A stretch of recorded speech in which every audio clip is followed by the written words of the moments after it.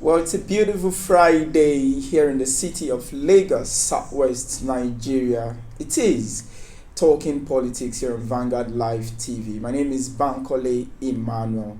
Well, this is the third part of our countdown to ONDO 2020 election.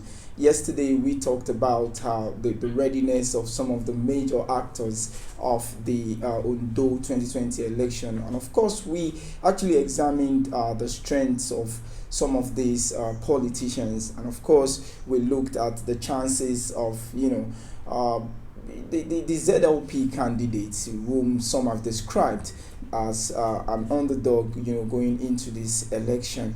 Well, yesterday we had a political analyst who gave us, a very deep insight into what we should be looking at or for, going into that election. But today we have interesting guests in the studio in person of Mr. Paul James, who happens to be the program's manager, elections, Yaga Africa. Well, he is going to be telling us more about what Yaga is doing in Ondo State in terms of observing and monitoring the election process, which is barely 24 hours, to kick off, if you like. But then I also have in the studio that will be joining us in the course of the discussion, Mr. Oluyemi Fasikpe, who happens to be a youth advocate based in Ondo State. But then before we hook up to Mr. Yemi, let us start with Paul James. Mr. Paul James, you're welcome to the show. Thank you for inviting me and good afternoon. Yeah, good afternoon. Well, you've been in Ondo State for a couple of weeks now. You've been monitoring the process, leading up to the election. Please, can you let us your thoughts into what you have observed so far in Ondo State? Yeah, you are right. I have my team and I have been in Ondo State since August 1st or 4th to be precise, when we started observing the pre-election environment. And our focus for the pre-election environment is specifically on some four principal areas: the activities of INEC, activities of political parties as they concern political campaigns, voter education activities, as well as activities of women, people with disability, and youth as they engage the electoral process. Alongside that engagement also, we came up with indicators for election-related violence, about 10 indicators to track and monitor election-related violence, because for us, we define election violence as any threats or acts of violence directed at individuals or material that are involved with the election, in the election process, with the intention to undermine the process or undermine the credibility of the process. So from August 4th, we had our observers, 28 of them deployed across all the 18 local governments to keep an eye on the process and the reporting. So every fortnight, that is every 2 weeks, they send a report to our Yaga Africa database, which we have been sharing and we have been analyzing and sharing with stakeholders. Some of the reports, for instance, let me start with the good side. The good report we have received so far, especially on the part of INEC, has shown that INEC has gradually tipped up all they have set out to do in the election based on the election checklists by INEC, from the recruitment of adult staff, training of adult staff, meeting with election stakeholders, mapping out polling units. And then, of course, if you think about voter education activities, we also saw that consistent with it was consistent all across our reporting period. This involved the National Center for Disease Control telling people about the need to stay safe and how to vote against COVID-19. Also, you've got National Orientation Agency also to a large extent we see that they were able to also engage with the process. You also have civil society organization as well as INEC that have been providing some voter education to the people of Ondo State about participating in the 2020 election. Well, Mr. Paul James, you are reeling out, a number of sensitization that Yaga Africa has put in place, going into this election, because it seems as though, your reports revealed that, there are hotspots somewhere, hotspots for violence somewhere. in some of the local governments that you rightly said you've observed, right? Now, are you not worried that, in spite of your efforts, we're still hearing about pockets of violence, in some local governments of the state? Yeah, so I was coming to that. That on the flip side, the first, some of the instances we have seen in the pre-election phase also is the prevalence of election-related violence, Right. and that in 11 of the 18 local governments, Right. we had seen, that there had been pockets of election-related violence. Right. This involved maiming of people, intimidation and harassment, and even physical violence. In Right. fact, just after the local government election here, we received a report that a citizen was killed in our local government. And only recently also in places like Owo, some parties did not allow other parties to go into the local governments to campaign. And so this is closing up the political space, as well as also reports of women that were asked to come down from a commercial vehicle because they were wearing some party apparels. Right. They were stripped of what they were wearing, and so we think all this goes against the principles of inclusive participation. Right. And of those 11 local governments we highlighted, these are places like the Akoko local governments, Right. Akoko South, Akoko Southeast, Akoko Northeast, Right. Akure South, Idonre, Right. Owo. We are not saying these places are on fire as we speak, but no, they are places that are exhibited potentials for election-related violence. There have been some form of attacks on people during campaigns, some form of assault on people and their properties, and then we have made documentation of this and we have shared with the relevant authorities. Right. All right. You talked about some of these local governments and all of that, but there are also allegations of importation of thugs, and of course there's this bickering among top political players there, the ruling party and of course the main opposition are saying that, accusing each other of importing thugs into the state and all that. Your own observation, you never made mention of such thing. Do you think this is just a political gimmicks, by politicians to rubbish the integrity of the election? Perhaps you did not also read that part of our report that says we also observed recruitment of political thugs. Right. It is stated very clearly in our report, and as well as the proliferation of arms. Right. Specifically, we mentioned two local governments like in Ilelujo, Okibo, and then in Akoko Southwest, Right. where we received reports that people are gathering arms and small weapons. Yes, I wouldn't want to begin to point fingers at a particular party, but this is across all the major three parties, the ZLP, the PDP, and the APC, that in some way we had reports that yes, they all had recruited talks to help them achieve their goals for this election. Like, okay, political pundits are actually worried that stockpiling of arms ahead of a major election in Ondo State would definitely affect the outcome of that election. That is what some people are saying. Do you think that really is the case based on what you've seen so far in Ondo State?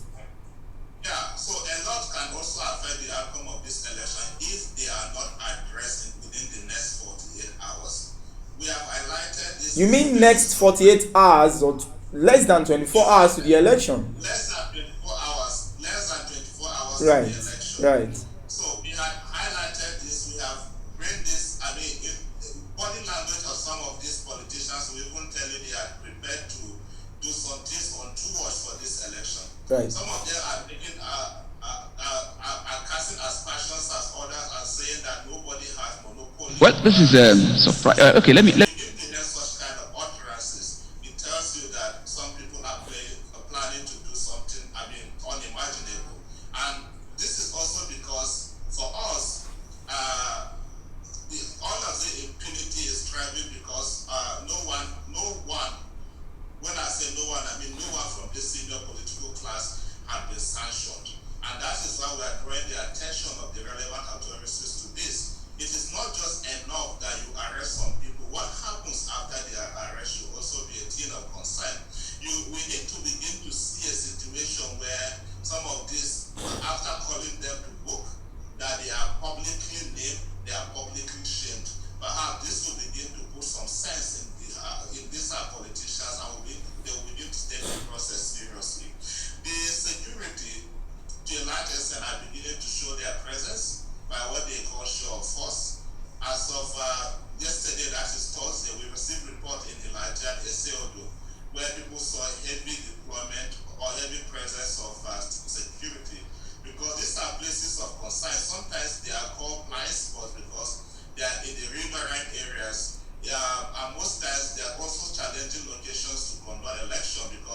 If, for instance, INEC is not able to transport materials across the sea, across the ocean to those places, then assessing polling it becomes difficult. Other times, you hear, for instance, in Bayelsa, you hear conversations like, he who controls the water controls the election. And so, with the presence of security for me, I think is an assurance, or it has helped to build confidence to a large extent that there will be policing of life and properties for the election, especially in those regions. Well, Paul, you raised some very salient issues, and you talked about sanctioning electoral offenders as well as naming and shaming, of course, electoral offenders. But then we are going to talk extensively on that when we come back from this very short break. Well, if you are just joining us, of course, it's still Talking Politics here on Vanguard Live TV, broadcasting to you from Lagos. Well, do not forget to like and share this very interesting discussion, and of course follow us on all our social media platforms showing on your screen, as well as visit our website www.vanguardngl.com for updates and breaking stories on the Ondo election. Well, my name is still Bankole Emmanuel. We'll be back after this time out.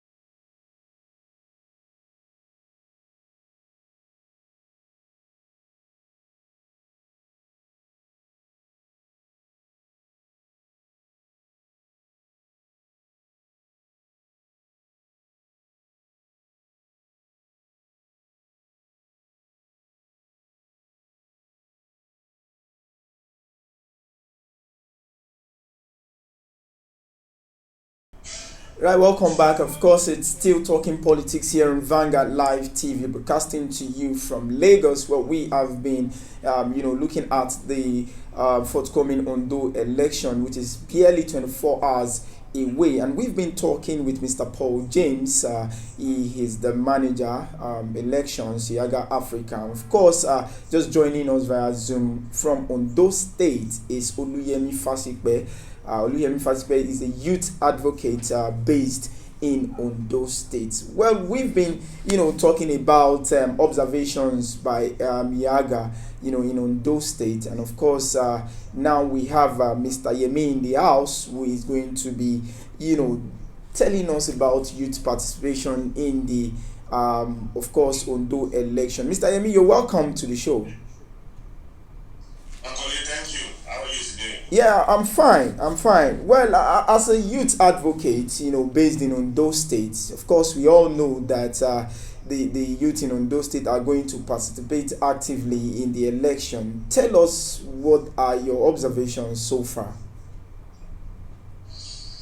Well, thank you. So far, I think in the last in the past 1 week, I've been particularly pleased with the process and development, because unlike when the campaign started, Right. when during the major campaigns, when we had election and violence of different talks from different parties attacking each other during campaigns and all of that. So I see that has reduced in the last 1 week. As a matter of fact, we have not actually had any news of election violence in the last 1 week. Since Monday, we have not had any. So basically, that gives me joy that we are probably going through this election without violence. And like the other man said in their report, that there are reports of political talks being hired by different political parties. I like to corroborate the fact that, because lately, if you move around town, you see different people in very terrible dressing and outfits, in fact, sometimes bearing weapons, and you wonder how it is easy for them to do that, walk freely Right. with with that type of look and all. But later we found out that probably they are being sponsored by some politicians and all of that. So basically, looking forward to tomorrow, I think that our youth should understand that whatever it is they want to do tomorrow will speak volume in what Ondo State will experience in the next 4 years.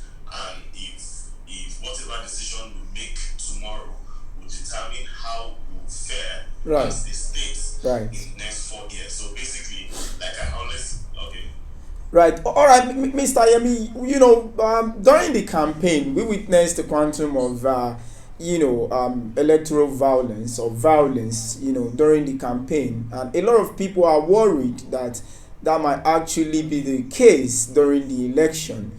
What are your thoughts on this? Do you think that is what might actually play out tomorrow during the election? No, I'm very positive. I don't think so. Like I said. So you think the issue of violence has been fully addressed?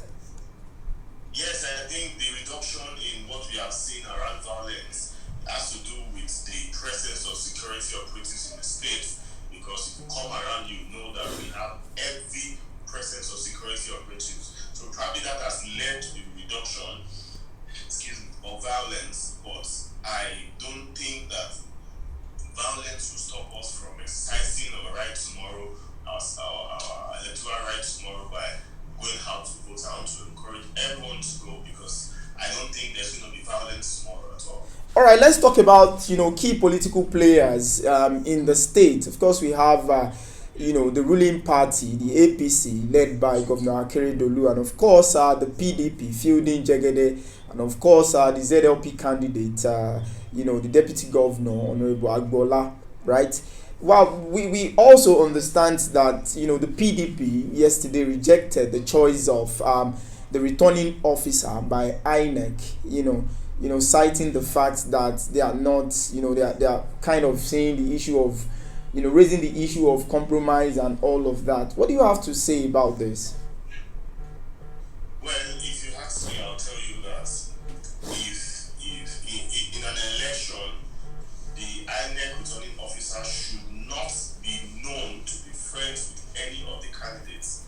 This is not because it will affect the decision of the election, but so that each party will have a mind at rest that will have belief in INEC that is conducting this election. Right. Now, if you go ahead into this election with that man who is known to be probably friends or relative or probably kinsman to one of the candidates, every other candidate have the right to presume that this person might compromise because you automatically have ties with one of the candidates. So I feel INEC should bring someone who is neutral, somebody who cannot be related in any sort to any of the candidates. I think that's what how it should. I am not saying that person was brought probably to rig the election or probably to manipulate the election, but then for peace to reign and for every other candidates to feel free going into that election,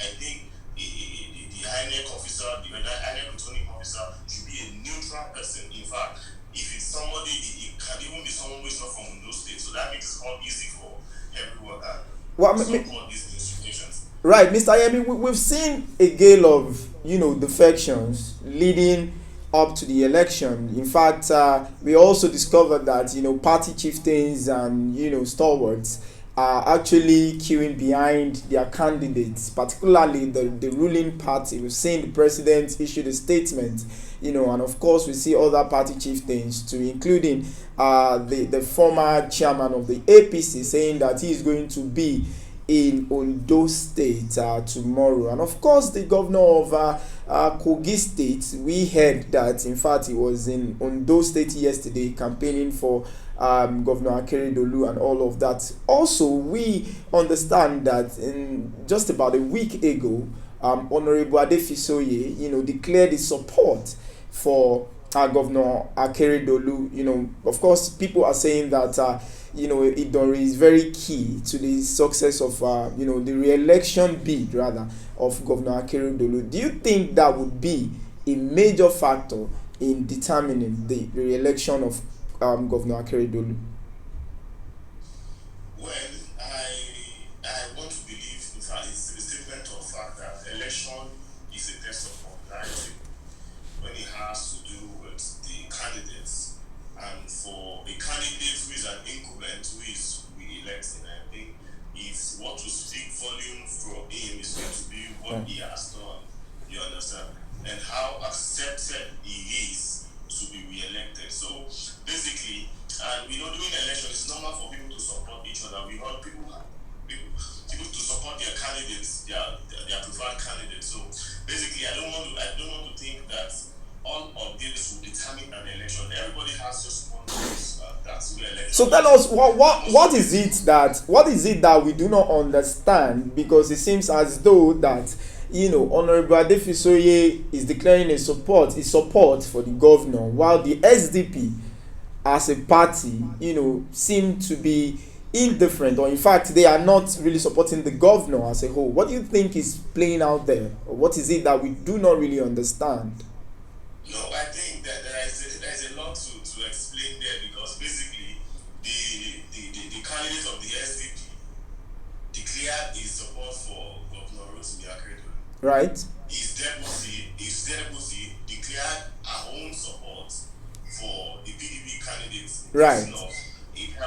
So SDP is not united in this going to this election. The party has its own problem, and it's not worth discussing on here.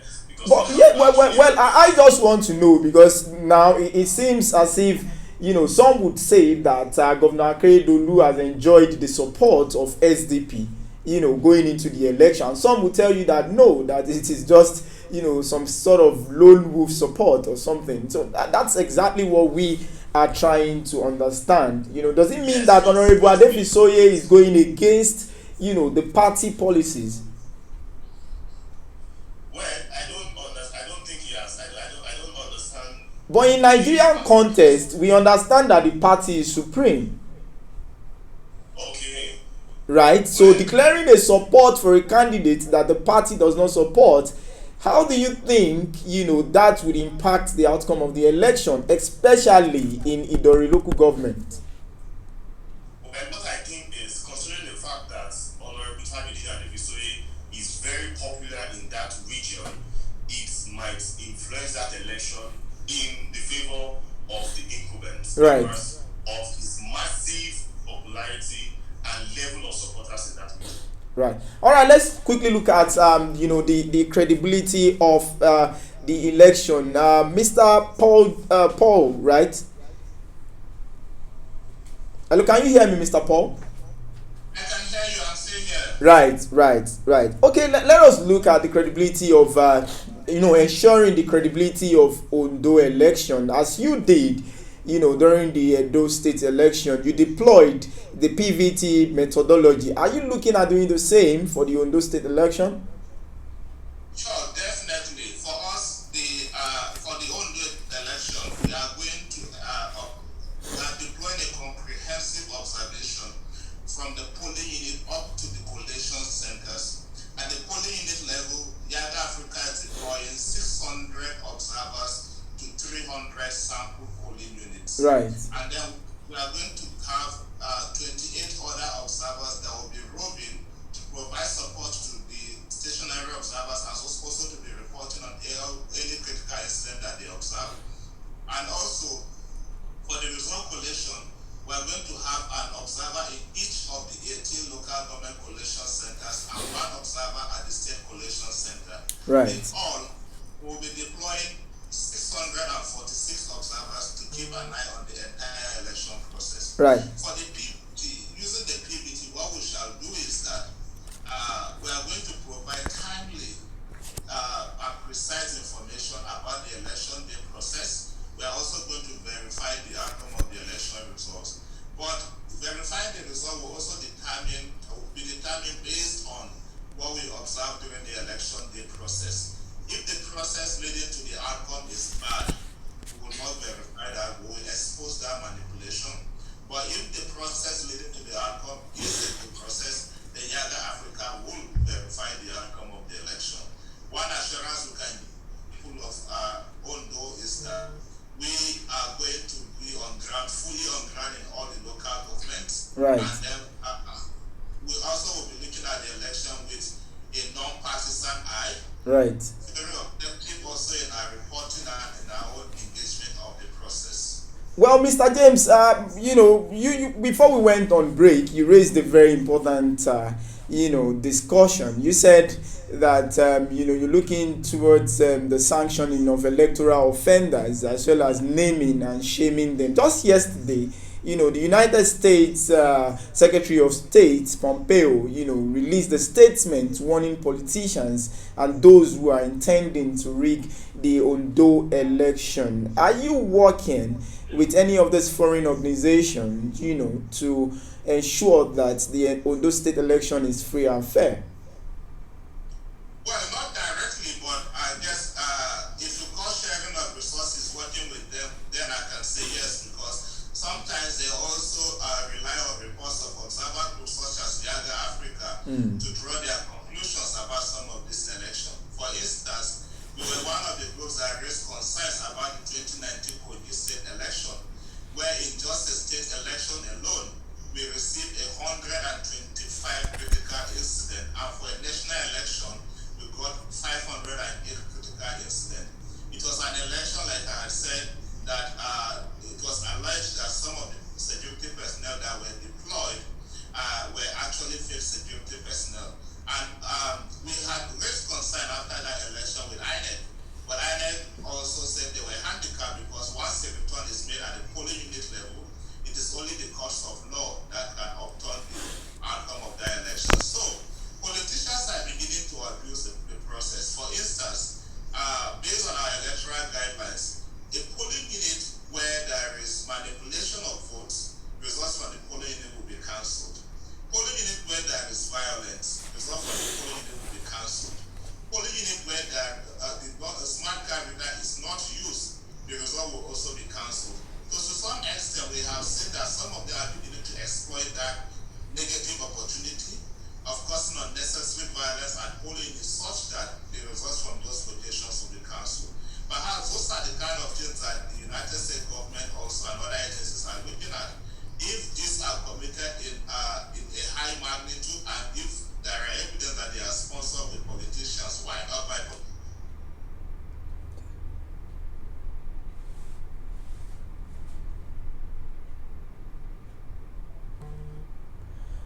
All right. I think we lost Mr. Paul owing to very poor network. Well, he has been telling us, how Yaga Africa, is ensuring that the ONDO election is free and fair, and of course, credible. And he's been talking about a number of sensitizations that has, gone, on in the past few weeks to ensure that, we have a free and fair, credible and violence-free election. Well, Mr. Yemi also has been telling us about how, the political parties and, of course, youths are preparing to ensure that no one, is caught in the web of violence during the election, and to ensure that, everything is smooth sailing during and after the election. Well, I'm afraid this might actually be where we end the show, but then of course we would be bringing it live to you again tomorrow, where we serve you a fresh dose of what is really happening in Ondo State. Well, do not forget to like and follow us on all our social media showing on the screen, right? And of course, visit our website www.vanguardangel.com, where you can get breaking stories regarding the Ondo election and other trending matters in Nigeria and beyond. My name remains Bankole Emmanuel. Thanks for watching.